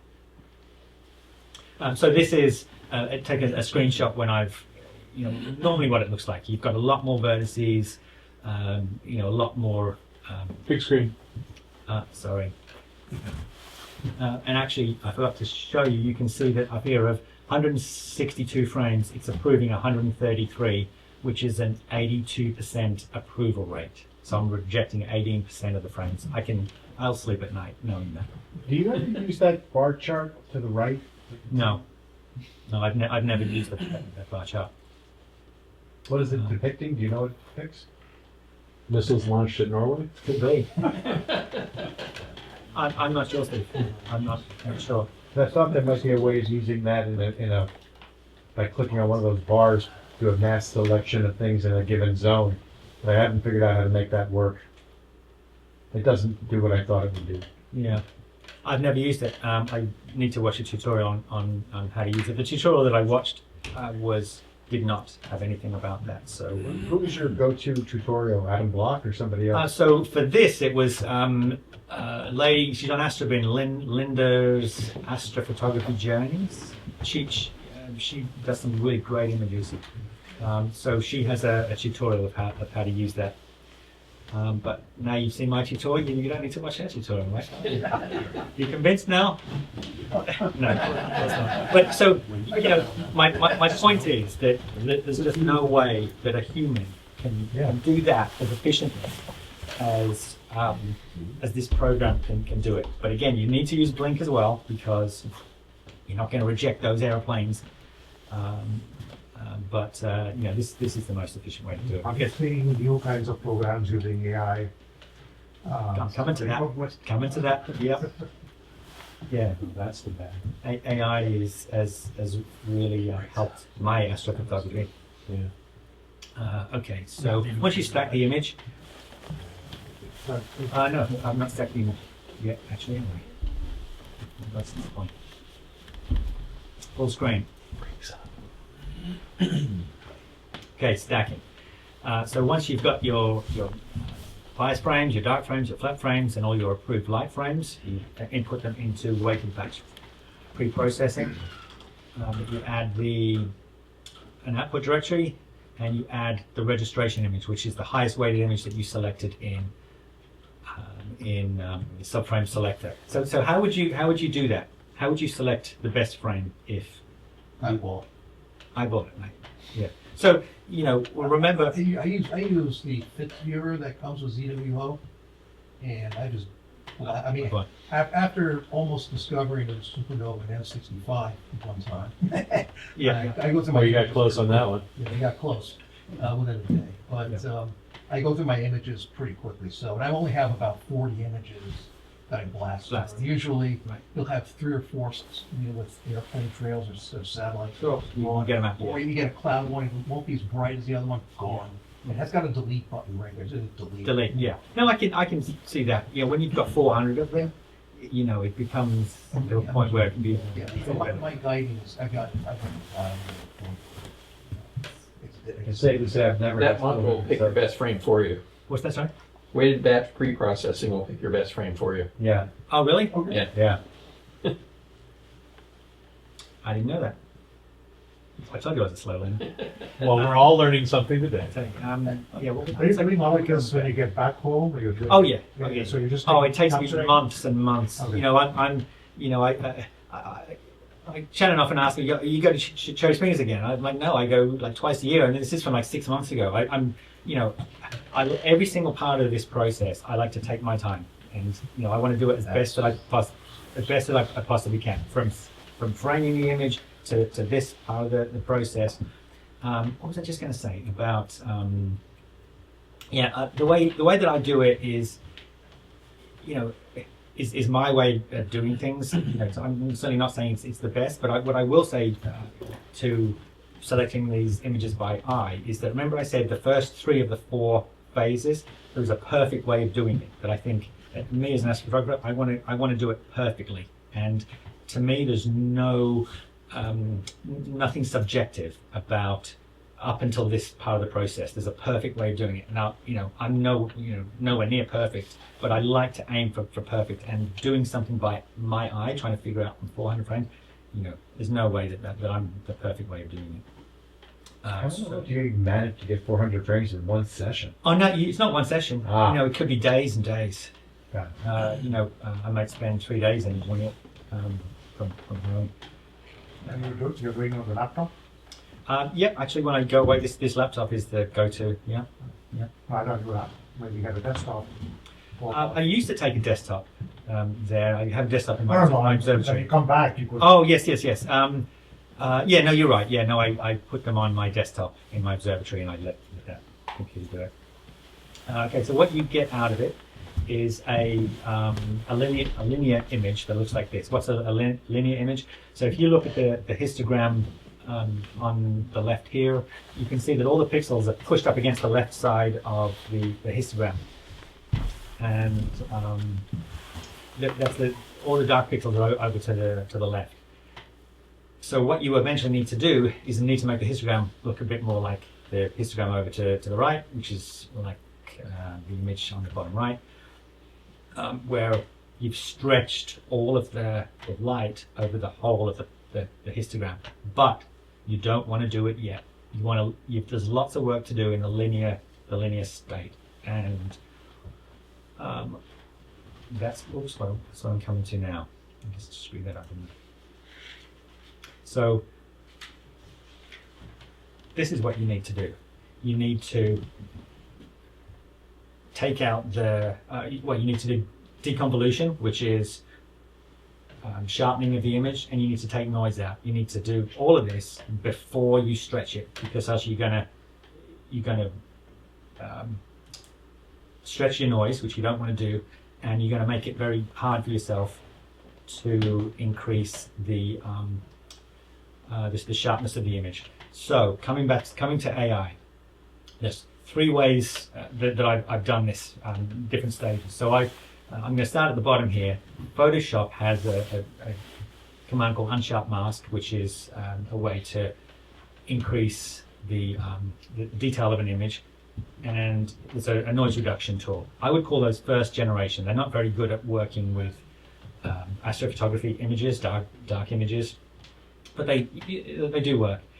PixInsight has a way to remove stars, and that's the other thing I'm going to show you, is that stars should come out of the image first. This is one of the big steps that I found, is that you have stars, and you have nebula, and they're very different, and they need to be processed differently. So the sooner you can split them out from the image, the better. I used to do StarNet, which is PixInsight tool, deconvolution, which is PixInsight tool, which is I'm not going to go into what deconvolution means, but it's enhancing the detail of an image. And MLT. MLT is multi-scale linear transform, which is reducing noise. Second generation, they work really well because PixInsight obviously works really well on star images, on astro images. But the new generation of doing these tasks is AI, and RC Russell Croman has these 3 tools: star exterminator, blur exterminator, and noise exterminator. And they take the stars out, they increase their detail, and they take out noise. And they do it with AI, and they do a phenomenal job of it. That, by the way, is, if you read Russell Croman's the literature that goes with these 3 tools, and this was something I learned doing this talk, that's the order that you have to do them, that you need to do them. And then you do them while they're in the linear state, because and in fact Russell Croman doesn't have a blur exterminator for Photoshop, because and I'm sure he never will, because you need to do deconvolution when the image is in its linear state before you stretch it. You're not going to do that in Photoshop, you have to do it in PixInsight, so that's why he makes you do it in PixInsight. So you take the stars out, first thing, linear state, and that leaves the image clear for blur exterminator to do its job. And you need to do blur exterminator before you do noise exterminator, because noise exterminator is going to damage your data to some degree, and it's going to make pulling detail out harder. So that's the order that you Russell Croman says to do it. By the way, if you haven't been to Russell Croman's site, these are his tools. Blur exterminator, noise exterminator, you can kind of see what they're doing here. I actually thought they did star exterminator last. No, star exterminator. Yeah, you read his literature. Star exterminator, it makes perfect sense when you think about it, because how is this program here, blur exterminator, going to bring out all the detail if all those stars are in the way? Because I thought it also, blur exterminator decreases the size of the stars as well. It actually drops the stars. So blur exterminator. So you know, I'm not doing blur exterminator on stars. I'm doing blur exterminator on fine nebular detail. You want the stars out of the way. Right, so if you read his tools, that's read the description. This is the order that he says to do the star exterminator. So you have two images, both in linear state, blur exterminator, deconvolution, and noise exterminator in that order. Yeah, So Steve, if you look at the end, he's got a star shrink at the end. So there's your star. yes. So, Okay. yes, stars. So the of his 5 tools, they're all AI. The 4 that I have are the 3 blur, noise, star exterminator, star shrinking. The one that I don't have is, remember I told you I was going to save you money by doing flat frames. This, see this gradient that's on the side of this image here, so it's all white over here. That's because this person didn't have good flat frames. You have good flat frames, you're not going to need it. I've never needed it since I started doing flat frames.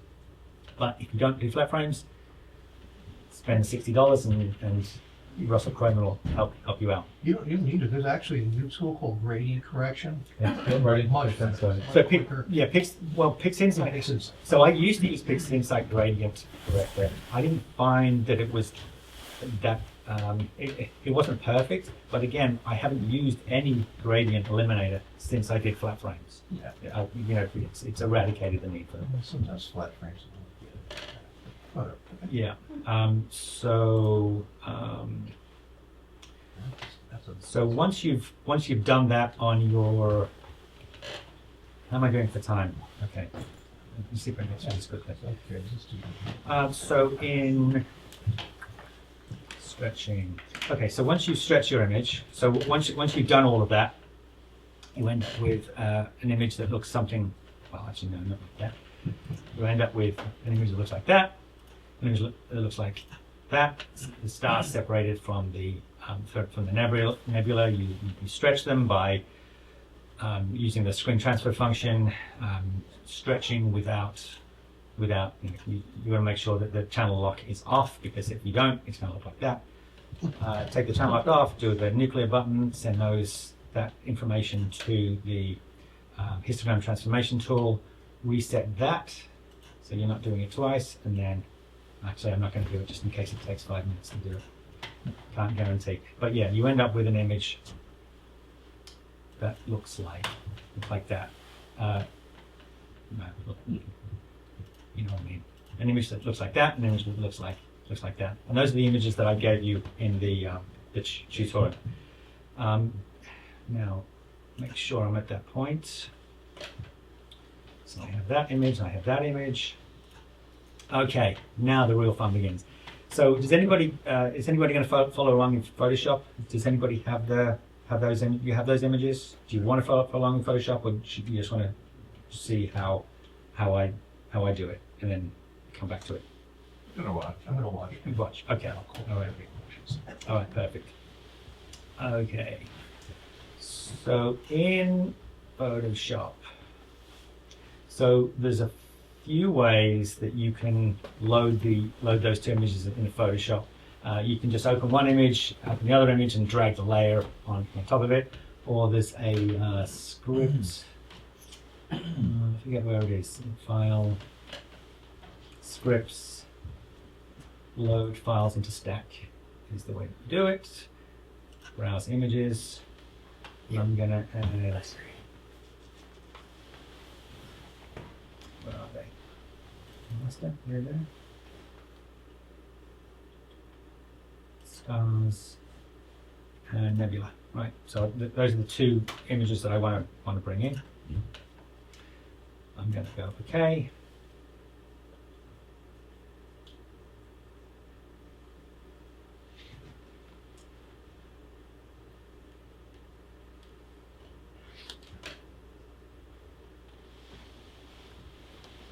Okay, so of course it's loaded them in the wrong order. I want the stars on top. I'm just going to drag that layer on top of there. So I have 2 separate images that I can now play with separately. So the first thing that I'm going to do, so I can see the nebula, is I'm going to change the zoom, click on screen, Okay, I'm going to change the, I forget what this is called. It's called blending mode. Blending mode, right? So I'm going to change the blending mode of the stars. So lighten is just the pixels that are on top that are lighter than the pixels underneath are going to show. If they're not going to show. But the one that seems I find works the best. I mean, there's a few that you can see. I mean, screen looks okay. Color dodge looks okay too. Stars look nice and small. Linear dodge. Linear dodge. If I zoom in, please don't crash. Okay. So the stars look like that. You know, you can see they're not very pretty with light, and you can change this later. It's no big deal. But color dodge. You know, at the moment they both look okay. Right. So I'm not editing any pixels by doing this. So I can turn that off, and I can focus on the entire image. Now, zoom.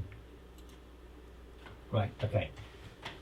So here's the image with all of the detail that I was able to capture, or at least the detail that I can see now. So, you know, I'm never going to edit these pixels. I always want to go back. So all I'm going to do is I'm going to start adding adjustment layers. So if you look, this black and white circle down here is adjustment layers. So the first one I'm going to add is a brightness contrast adjustment layer. Now you can, okay, wait a minute. So I can add I can change the brightness by doing an adjustment over here. I can't do an adjustment layer, but I can go image, adjustment, brightness, contrast. But if I do that, I'm damaging the pixels, and there's no going back. So you know, I very rarely do that. I do it to stars, which I'll show you why I do that in a minute.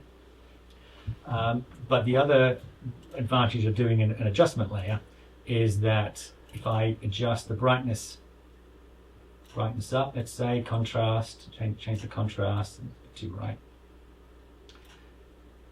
Right, so that adjustment layer has done, you know, made it a little bit brighter, a little bit more contrast.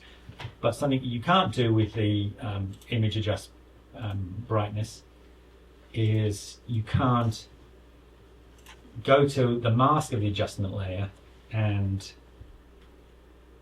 make a hole in it. So now that adjustment layer is not having any effect on those pixels in the middle of the screen. So you can't do that. You can't do it very easily with adjustment brightness. So I'm going to undo that. Why would you want to do that? So you just see it in real time? No, so He's going to mask the stars. So what? Sorry. I said I suspect you're going to mask the stars. So I'm gonna use it to mask all different parts of the image. So one of the things that's done is it's blown out the because the galaxy is so bright, it's blown the galaxy out. But I'll come back to that. So you know, I've done a good job. I don't like to do like the maximum of any of these tools in one go. You know, what I might do next is add another brightness contrast adjustment layer. And you know, I'm blowing it out, but you know, I can probably help the contrast a little bit, especially on the outside by adding another one. But look what I've done. I've blown out the center because, you know, if I take those off, the center of this image is a lot brighter than this fine nebula over here. And look what I've done to the galaxy. It's blown out. Again, there's no right way of doing this. It's just the way that looks nice for you. So, although the edge is starting to look a little bit better, I don't want to blow out this center. So, you know, and in the adjustment layer, you can add or subtract from the adjustment layer, and you can add and subtract with a brush. So I'm going to select my paintbrush, which is over here somewhere. And if I look at I always want 0 hardness. If I have a 100% hardness, oops, I'm going to make it size, hardness, and the opacity as 100. What am I doing wrong? Oh, because I'm adding to it? No. You're drawing on the There on the mask layer. Yeah, that's what I want to do. Okay, I'm going to delete that again. Oh, the mask's still here. That's the wrong one. Command I. So these are the foreground and background colors. So if you just do Alt Delete or Control Delete, it fills the whole mask with either a white or a black. It's only white and black that that you want to put on a mask, because that's all you. It's just an on-off setting. But so what I'm going to do is I'm going to paint over that mask. I'm doing this right. I feel like this is something I'm doing wrong. Hardness 0. Hardness 0. Size. What I'm going to do is I'm going to do it to the galaxy first. So I'm going to zoom in. Oops.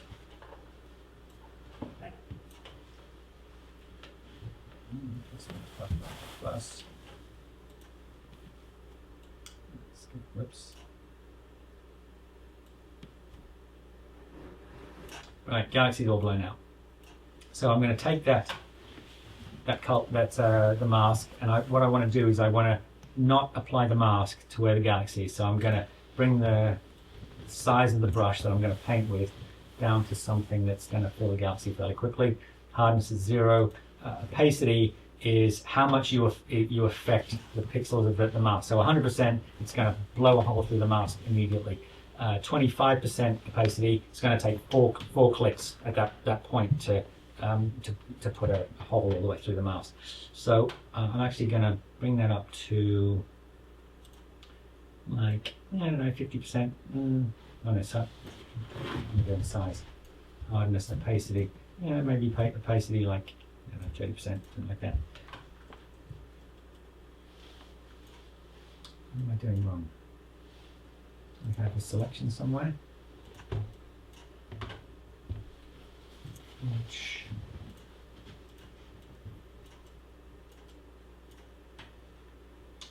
What am I doing wrong? Keep looking, I'm sure the fact is too.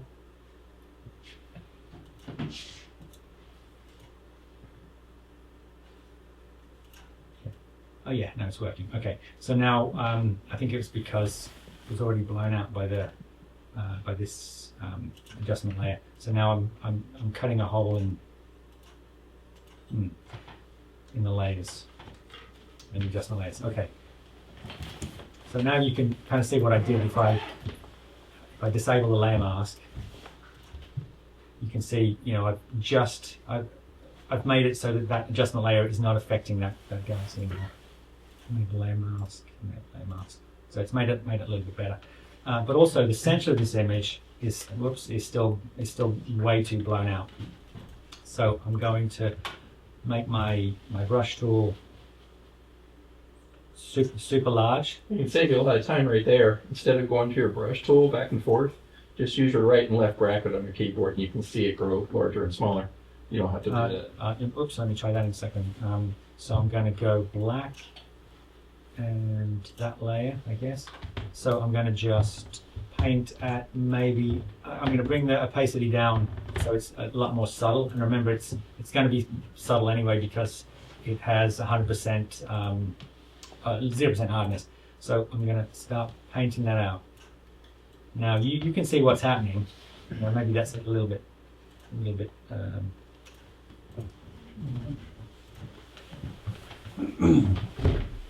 Yeah, that was a little bit too. I'm going to bring it back a little bit. Okay, so you can see what that did is what I'm trying to do is I'm trying to make the image flatter, so that I'm trying to make the dimmer stuff brighter and about the same brightness as the really light stuff. So those two adjustment layers I've done. I've turned that into that. So making progress, small steps. What was the command, did you say? On your keyboard, right below plus and minus, the brackets, left and right bracket. Yep. When you hit left and right, you'll see the size of your circle grow and shrink. Oh yeah, look at that. By tens. Yeah, it's way faster. Look at that. Shazam! There you go. We all learn something. Everybody, that's. Yeah. Golly! All right. So let's keep going. I'm trying to keep to my schedule here. I'm going to do, let's say do exposure, hue saturation. I'm going to make it a little bit more saturated. Now I try and stretch all of the channels at the same rate, because that's what's up in the sky. It's not.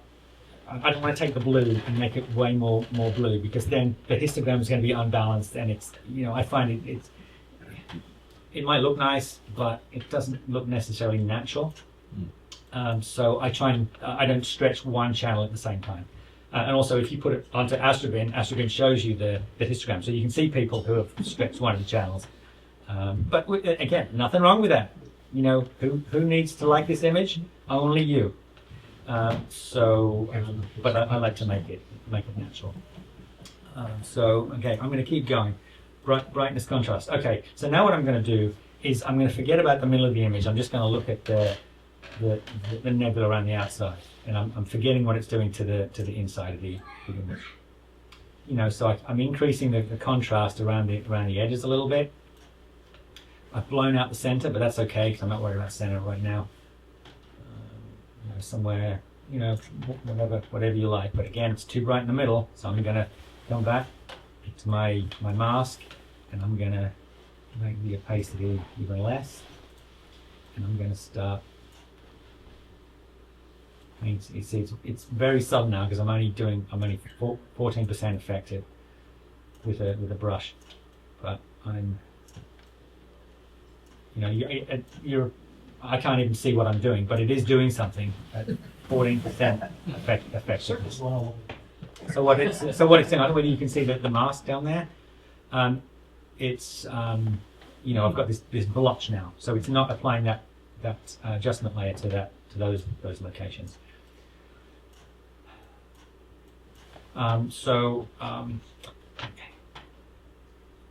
Because I'm running out of time here, I'm not going to be able to take this to the fullest extent.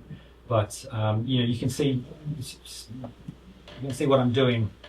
But this process takes hours and hours and hours. And not only that, once I've spent an hour doing this, I think it's as good as I'm going to get. And I walk away and I don't come back to it for 2 days. And I come back and I look at it and I think, what on earth was I thinking? And I might go back to square one, or I might add something to it. The other thing that you want to do is, again, this the galaxy's been blown out over there. So I'm gonna. The computer's having trouble. Keep up.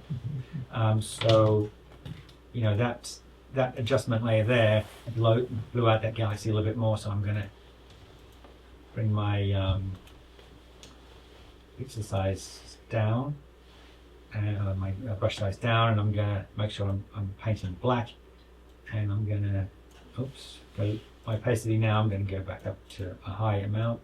I'm going to undo that layer over that galaxy.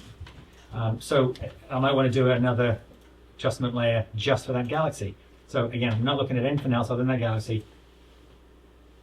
And I'm going to do the brightness, up the contrast, bringing out the detail of just that galaxy. Is there a layer for highlights?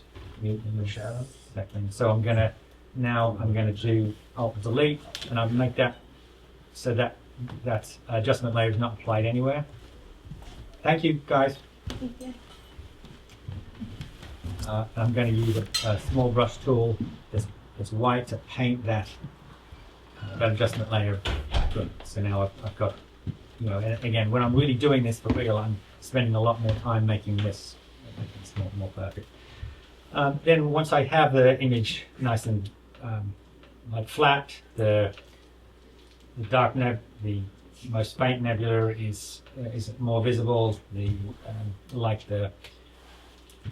brightest parts of the nebula, I might do an adjustment layer over the entire image altogether. So maybe bring the brightness down, contrast up. And then all of a sudden, the image is starting to come to life. But something that I don't know whether you notice here, if I take out all of the adjustment layers, see I've got this like fine detail at the top, down the side, and you can see it. But all these adjustment layers have blown it out. So what I'm going to have to do now is go back to all these adjustment layers and let's see how quickly I can use my new skill here. No, I need some practice. Oops, I'm sorry, Shannon. I'm going to have to do it the old way. So make the tool nice and big. Use black. I'm going to make it 65% efficient, and I'm going to paint the darkest parts of the image. So what I'm doing is I'm lightening them all up. Right, do that to yes, it's having trouble with that big tool there.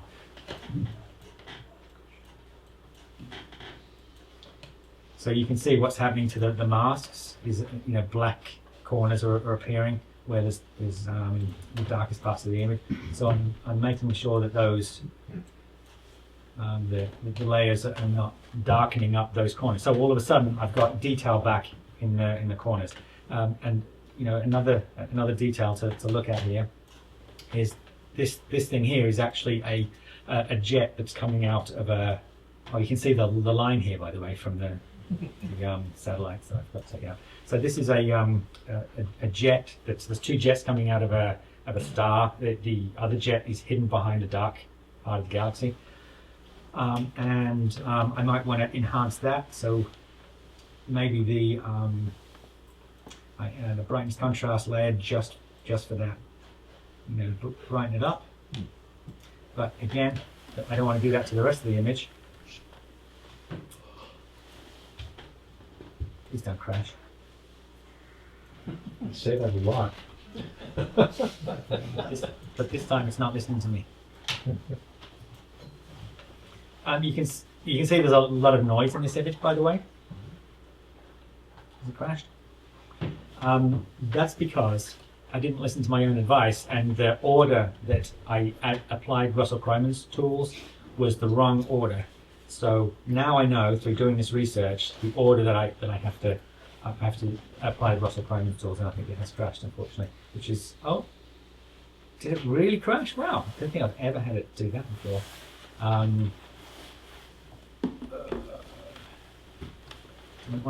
Open it.